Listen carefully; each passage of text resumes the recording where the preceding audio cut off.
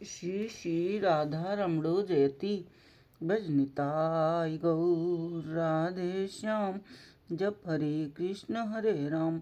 चरित सुधा श्री श्रीमद राधा रमण चरण दास देव बाबा जी महाशय। बड़े बाबा का जीवन चरित्र। मूल बंगला संपादक प्रकाशक श्री रामदास बाबा जी। अपूर्व स्फूर्ति। दूसरे दिन प्रातःकाल बाबा जी महाशय प्रातः कृत्य समापन कर एक माली को बुलाकर बोले, बाबा यहाँ से गंगा कितनी दूर है? माली ने उत्तर दिया, कोई 1 मील होगी। यदि आपकी गंगा स्नान करने की इच्छा हो तो चलिए, मैं आपको साथ ले चलूं। बाबा जी महाशय नाम करते करते माली के साथ गंगा की ओर रवाना हुए। गंगा घाट पर पहुंचकर उन्होंने माली को विदा किया। फिर कुछ देर गंगा के किनारे उद्दंड नृत्य और कीर्तन करने के पश्चात स्नान करने लगे। स्नान के पश्चात फिर कीर्तन करते करते निवास स्थान की ओर लौटे और वहां कुछ दूर उद्दंड नृत्य कीर्तन करने के पश्चात यथा समय महाप्रसाद ग्रहण कर विश्राम किया। तीसरे पहर राम दादा को बुलाकर बोले, देखो राम, नित्य रात्रि 4 बजे सबको साथ लेकर निताई गौरांग निताई गौरांग निताई गौरांग गदाधर कीर्तन करते करते गंगा स्नान को जाना और वहां से लौट कर तिलक अवायक समाप्त कर नित्यानंद अद्वैत गौरांग कीर्तन करना और संध्या समय संध्या आरती से अभिसार मिलन तक कीर्तन करना। इस संध्या कीर्तन में कोई त्रुटि न हो। रामदादा इनके आदेश के अनुसार कार्य करने लगे। एक दिन रात्रि को कोई 2 बजे के समय बाबा जी महाशय ने रामदादा और अन्य सभी लोगों को बुलाकर गंगा स्नान के लिए भेज दिया।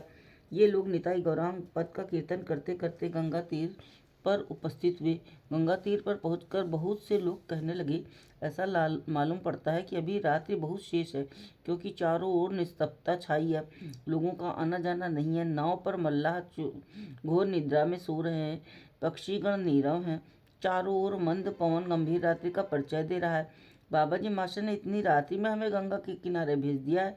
हम इतने अंधेरे यहाँ बैठे रहकर क्या करेंगे और स्नान करके भी क्या करेंगे? तब अनुभवी रामदादा बोले, देखो भाई, जब मंगलमय गुरुदेव ने हमें इस समय यहाँ भेजा है तो अवश्य उनका कोई प्रयोजन होगा। आओ हम यहाँ बैठकर कीर्तन करें। ये कहकर उन्होंने कीर्तन प्रारंभ किया। कीर्तन में अभूतपूर्व आनंद आने लगा। रामदादा के कंठ से जैसे अमृत वर्षा होने लगी। एकमात्र जय सच्चिनंदन जग जीव तारण कली कलुष नाशन अवतार, इस पद में ही 4 घंटे बीत गए, फिर भी कीर्तन शेष होने को नहीं आया। 7 बजे स्नान कर जब ये लोग वापस पहुंचे तो बाबा जी महाशय बोले, राम, आज बहुत रात में ही तुम्हें गंगा किनारे भेजकर बड़ा कष्ट दिया है ना?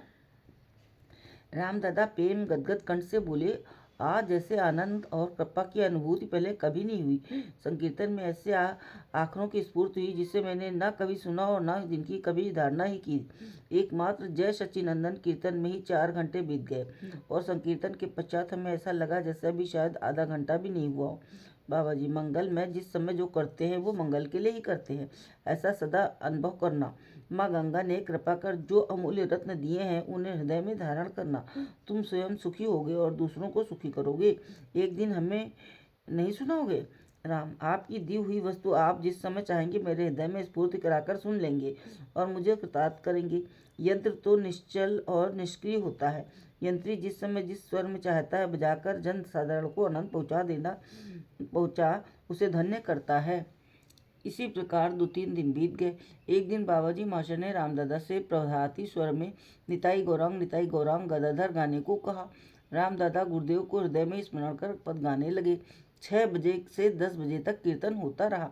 प्रेम का पवन बहने लगा। बाबा जी महाशय ने भाव में विभोर रूप रामदादा को प्रेमालिंगन कर धन्य किया और नित्य प्रातःकाल इसी पद का कीर्तन करने का आदेश दिया। प्रसन्न बाबू इत्यादि जो वहां उपस्थित थे सभी प्रेमानंद में विभोर हो गए।